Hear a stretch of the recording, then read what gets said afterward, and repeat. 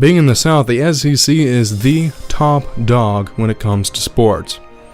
We are going to be giving you all stories from around the SEC, game commentary, and player reports to give you a look from the athletes themselves into the world of athletics. This is SEC FANatic. Hello everyone, welcome. This is SEC FANatic. I'm your host, Matthew Johnson. If this is your first time checking out these kinds of videos, just to give you an overview of what we do, we give you some news from around the SEC, a player of the week, a random sport that you probably have never heard of, and a interview with someone who is an athlete. Last year, I had the honor of interviewing Miss Anna Seymour, who talked about dance line, and this week we are going to be bringing you all a wrestler by the name of Chris Willett.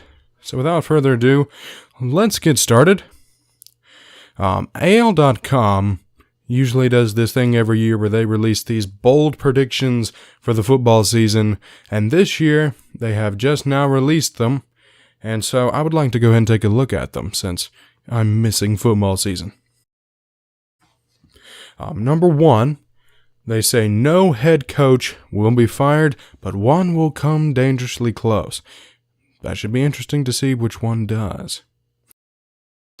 Number two, South Carolina will finish second in the SEC East. Now let me just explain their thought process behind this one, and it kind of makes sense. They say that you have such an influx of new coaches into the SEC East this year, and that the talent level seems to kind of be depleted. Obviously, aside from Georgia, who will probably be very clearly the number one team in the SEC East, they're just taking a look and saying that South Carolina kind of has a sneaky talent on their roster, which, by the way, shout out to Jake Bentley, who is from my hometown of Opelika, but they just kind of see South Carolina as a sneaky team. Number three, the most successful first-year coach will come out of Starkville, Mississippi.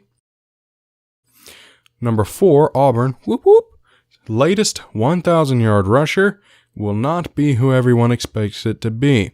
Their thought process behind this has been that for the past couple of seasons, it hasn't been who everyone's expected it to be.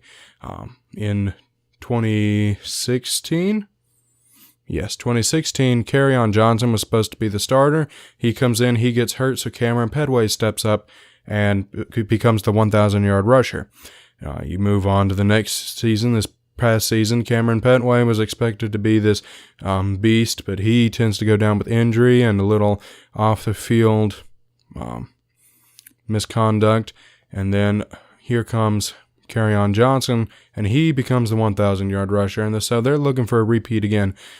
Cam Martin has always been kind of plagued for being small, and so they aren't necessarily sure that he's going to be the one to carry the workload throughout the whole season.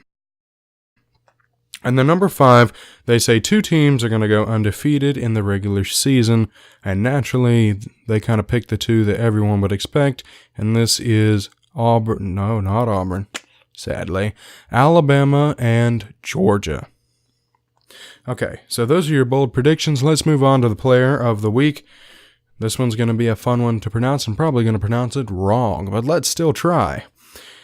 The player of the week that I went ahead and picked out is a lady by the name of Kaylee Kivistad.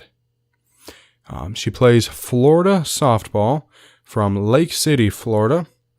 And here are a few stats. She is a 2017 All-SEC First Team, a two-time All-Academic winner. She's a senior, and she has not only been excellent off the field as far as academics go, but has also helped bring Florida softball the SEC championship. Now, speaking of softball, the SEC tourney is coming up, and you can check out the seeds and progression at secsports.com. But to save you some time, I got a graphic. Here's what it looks like. It will be May 9th through 12th. If you are interested, go ahead and tune in. Okay, so we're going to go ahead and switch some sports up here. Okay, so last week we talked about wrestling being one of the more original sports, and so this week we brought in a more modern wrestler. He's a high schooler by the name of Chris Willett, and he's going to give you all a look into the world of wrestling. How did you first begin wrestling? My friend Drew, he originally was the first one to want to try out, and he wanted somebody to try it with him, so he wouldn't do it by himself, and I offered to do it, and we both ended up making it. All right. So what do you feel like you've learned from wrestling? Discipline, for sure. How to work hard at something, like how to not quit even when it gets tough. Okay. So what colleges do you have the best wrestling programs? Penn State, for sure, produces 3 to 5 or 6 national champions individually a year. Usually end up winning the national team title. Then there's Oklahoma State. Missouri's got an up-and-coming program. Iowa's always a top runner. Okay, so in your opinion, what actually makes someone good at wrestling?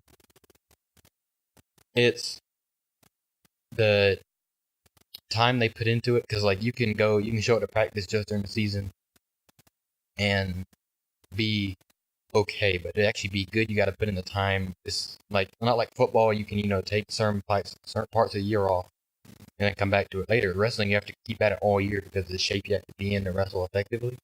You can't, if you lull for a week, you're out of shape. Yeah. So what are your personal goals moving forward in wrestling? A state tournament, for sure, definitely. I mean, going into my junior season, coming off a pretty inactive sophomore season, junior year, I want to be more active, get a ton more mat time, and make it to the state tournament. Senior year, at least within the top 4 in the state. So what would you say to anyone out there who's looking to join wrestling? Be ready for the hardest thing you've ever done in your life, because you're not gonna, obviously in your adult life there's gonna be harder things, but Coach Dan Gable, one of the most famous coaches of all time in wrestling, wrestled in college, very successful on the Olympic and international level. One of his most famous quotes is, "Once you've wrestled, everything else in life is easy." So if you're going to join wrestling, just look out for the hard work and make sure you're ready. All right. Thank you, Chris. This week's crazy sport is one that I feel like I could do. I feel like I could do this one. It's called shin kicking. It has been played for over 400 years, and the goal is to make your opponent fall down on his knees by kicking him in the shin. You play best out of 3, and so it's 3 rounds. The person who can win 2 of those 3 rounds wins the whole game, I guess.